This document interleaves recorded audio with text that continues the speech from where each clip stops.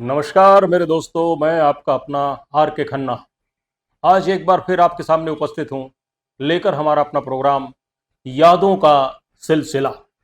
यादों का सिलसिला चलता रहा है, चलता रहेगा। यादों का सिलसिला, यादों का सिलसिला, यादों का सिलसिला, यादों का सिलसिला, यादों का सिलसिला। आज हम बात करेंगे उस अभिनेता की जिसका जन्म आज ही के दिन यानी 19 अक्टूबर को हुआ। साल था 1956। जी हाँ, 19 अक्टूबर 1956। उस अभिनेता का जन्म हुआ था पंजाब के सानेवाल गांव में।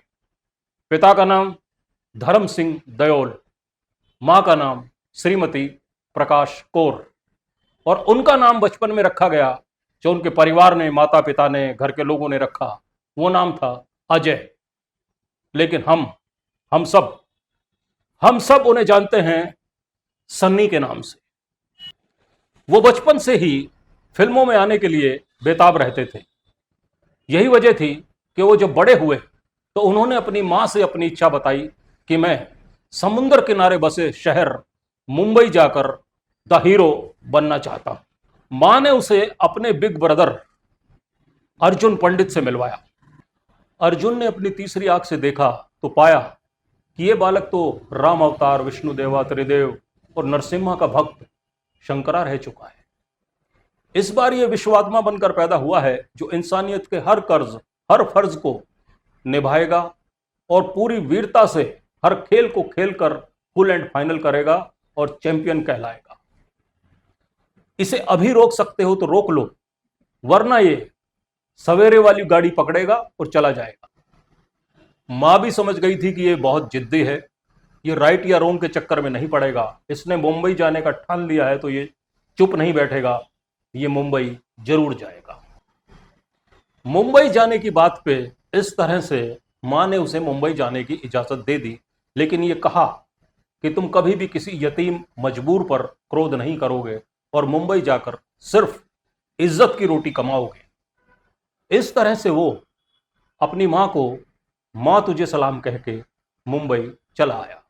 मुंबई आने के बाद उसने देखा तो मुंबई का तो नक्शा ही कुछ और था। यहां तो पाप की दुनिया थी, लुटेरे डकैत भरे पड़े थे।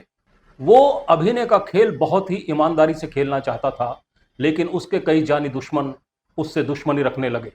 ऐसे में वो एक क्षत्रिय की भांति बड़ी वीरता से उनके साथ लड़ा और आग का गोला बनकर उसने उन पर कहर बरसा दिया।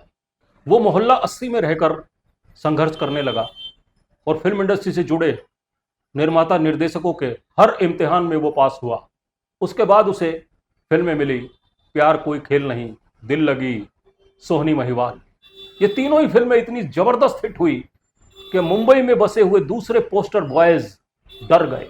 दोस्तों, उसकी फिल्में देखकर दर्शक कहने लगते थे, यमला पगला दीवाना हिट है, भैया जी सुपर हिट हैं, सिंह साहब दा ग्रेट हैं।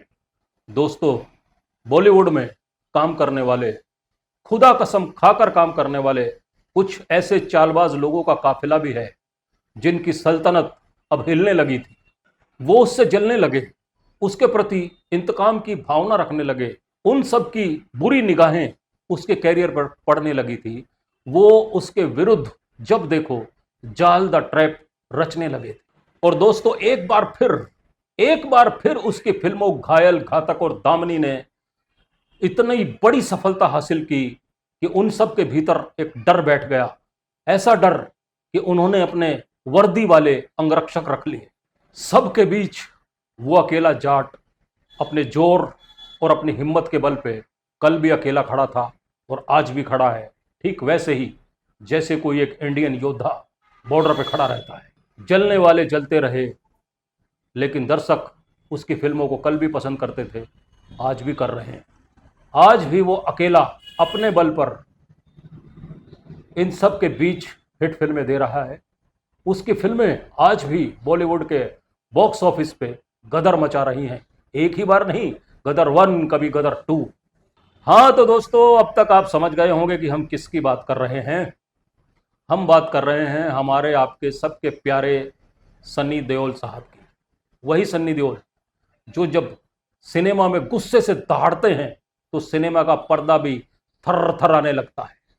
जिनके बारे में मशहूर था एक समय में कि इंडस्ट्री के सारे हीरो एक तरफ और अकेला सन्नी देओल, अकेला एक जाट एक तरफ।